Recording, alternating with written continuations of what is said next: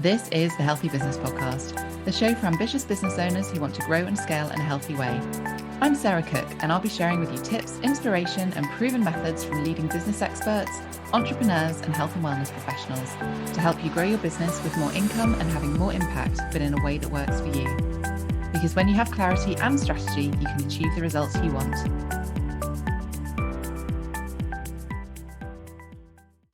In today's show, we're going to be talking about your ideal client. And this for me is one of the big foundational pieces of running a healthy business, because your ideal client shouldn't be who you think you should be working with, it's who you want to work with.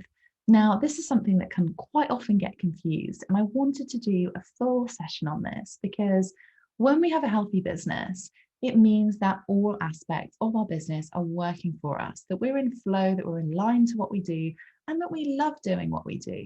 Because you want to be fulfilled in running your business. You want to be fulfilled in your everyday. And that means you need to be happy in your work. So our ideal client is a big part of that because they're the people that we're here to serve. They're the people that you're here to help, and they're the people that you want to work with. But firstly, before we think about our ideal client, the best way to but first, let's think about you. The best way to understand your ideal client is to actually think about you. And we do this because we want to attract the right people, as I said. And your story is the best way to connect with your ideal client. And I think in the health and wellness world, we operate so much around the emotional factors. The know, like, and trust factors become even more important to our clients because they need to relate to you. They need to trust you. They need to understand that you can help them. And we do that by showing empathy. We do that by sharing elements of our story that enable them to feel comfortable. We need to be personal. We need to be real. So what I would love for you to do is to spend a bit of time thinking about your childhood. Remember those stories that you loved. Remember listening to stories. We all have stories that we can think about when we think about our childhood, and we make memories built on stories. And as I said, a story makes what you do real. It also makes you become more personal because you can speak directly to your client through those stories. You can give color to what you do. You can give color to what's going on in your life and actually how you can help people. So grab a piece of paper, you might need a notebook.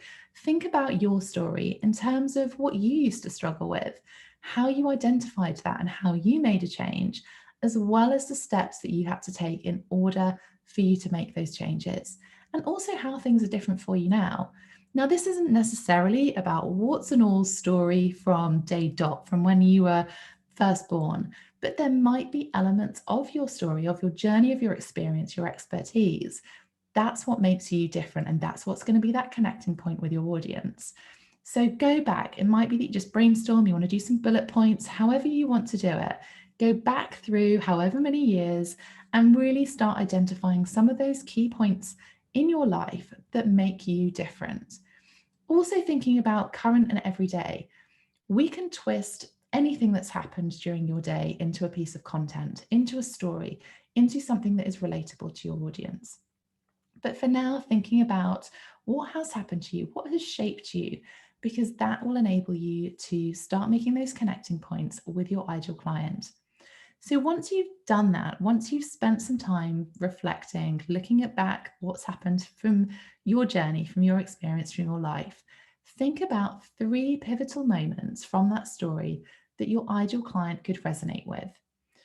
Thinking about that will enable you to have those connecting points. So I want you to spend some time thinking about you first of all, before we then go into that ideal client. Think about that ideal client. What do they come and see you with? What are those 3 problems? And there will more than likely be one problem rather than just one specific area that you work in. So I want you to think about their clients' 3 biggest problems that they have right now that they would potentially come and see you for. Now, from those 3 problems, I want you to pick out the biggest one. And what I want you to do with this is to start getting emotional with it. I want you to start thinking about how they would describe their current situation. So this is their deepest, darkest point, right? Because this is their problem. This is what they're struggling with right now. Now, I like to call this their version of hell. This is the point that they have recognized that they need to make a change, that something's happened, that they're going through their experiences that they are, and they need to make a change. They're looking for something that is going to help them make that change. And that person is you that they're coming to, and they want those products or those services. So describe their current situation, their version of hell. What does that look like for them? What does that feel like for them? When you start creating this and when you start building out the language and pulling all of those things out, you can really then start connecting that. And that's when we'll talk about marketing and how we can create content from that as well as all the packages, the services, the products that you can put together. And that for me is why the ideal client work is so important, because it helps you make decisions on what you need within your business to help solve these problems. As I've said before, this isn't about you. This is about your ideal client. You're here to serve them in the ways that you can do using your experience, using your expertise. But there is no point in putting a product or a service out there if it's not going to help solve your client's problem. So you've thought about their version of hell, you've thought about their biggest problem. I want you to do the flip reversal of this. So in an ideal world, what would your ideal client's dream outcome be? Their version of heaven. So this is really positive language. This is the real positive emotion, their solution. Where do they want to get to? Think about that. Build out the emotional connection. Build out that language. Tease it all out. And at this stage, you might want to put some questions to your audience. It might be that you do a survey to really understand this. It might be, if you have a Facebook group or a community, that you post a few questions in there so you get their language that they use to describe things. This isn't about you making an assumption as to how they describe it. This is about getting a true understanding as to the language that they use when they're talking about it. So once you've done all of that work, I really then want you to think about your ideal client from a demographic perspective as well as an attitudinal perspective. What is it that they all have in common? So write a list of everything. Have that person in mind, your favorite person that comes to see you or buys from you. What is it about them? It might be that you look at gender, age, children, marital status, their income, what they do for work, where they go on holiday, what country they're in. It could also be their attitudes, their beliefs, their interests. It could be that you have an attitudinal type of ideal client. So actually the gender or the age isn't so important. It's about their outlook on life. It's about their attitudes. So think about what it is about your ideal client that they have in common. What does that person look like? What does it feel like? How do they talk? All of those great things will help you get a true understanding of who your ideal client is. And that becomes important, as I said, because then when we start to do our marketing and writing our content, we have this person in mind that we're talking to, and we have the language in place that we know that they use. So think also about where they like to hang out, whether that's on social media. Think about which social media platforms. You don't need to be everywhere. In fact, you're better off not being everywhere. You're much better off being really targeted, 1 to 2 platforms, so Facebook, Instagram, LinkedIn, Twitter. Think about where your audience goes, where they hang out, and that will help you decide where you should be hanging out as well. Also thinking about it from an offline perspective. Do they go to coffee shops? Do they, which shops do they go to? Which brands, clothing, what do they buy? What do they wear? When you get, as I said, when you get a real picture of who this person is, it really then helps you target the people in the ways that you want to, especially if you're looking at doing targeted or paid for ads. You really need to understand who their audience is and what other things they might be interested in as well.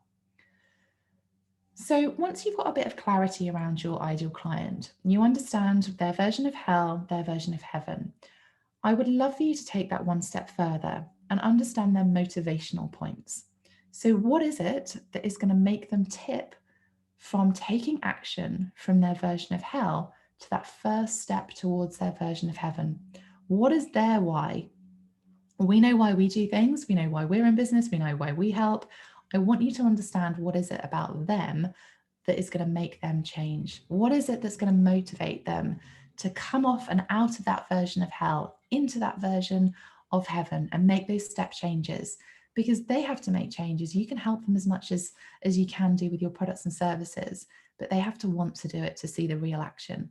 So really thinking about that will enable you to then put together your amazing offer, your packages, your services that take your ideal client from their version of hell to heaven. And remember, this is about solving your ideal client's problems. It's not about what you want to offer. You are the expert, so you can help them do that. And you can put together an offer which gives them what they want, but actually you're selling them what you know they need. And that becomes the offerings, the products, the services that you have available to them. So I hope that's helped when you're thinking about your ideal client. And I think the other thing to mention when we're talking about ideal clients is that you don't just have to have one. Now, that might be slightly controversial, but actually you can have a couple of different ideal clients. You don't want to have too many, otherwise your messaging becomes confused. But when I was working full-time within holistic health and massage therapy, I had two ideal clients. I had pre- and postnatal mums, and I had those that were recovering from sporting injuries. That's from my experience, from my background. I had to learn to walk again as a result of a sporting injury. I was out of sport, I was out of exercise for about a year. It took me a really long time to recover in that rehab process. So I could really understand, I knew how that felt, I knew how frustrating that was. Similarly, with pre and postnatal mums, I've been in that position myself. I could really empathize, I could really understand how those women were feeling and what I could do to help them with my expertise. And I think what's really interesting when we look at ideal client, and this is why I get you to start off with your story, is that quite often our ideal client is a version of ourselves at some point in our lives. And you are ahead of that person, so you can guide them, you can help them. It might not be, but quite often it is. So it's really important that you spend a bit of time thinking about who that person is, but also how you can connect. So spend that time on your story, your journey, just as much as you are for that person that you want to work with, not who you think you should be working with. So I hope you found today's session useful. I would love to know your thoughts. Please do leave me a review on this, and any comments, any thoughts, head across to my Instagram page, which is at Sarah Cook Coaching, and I will see you over there. I will see you next time.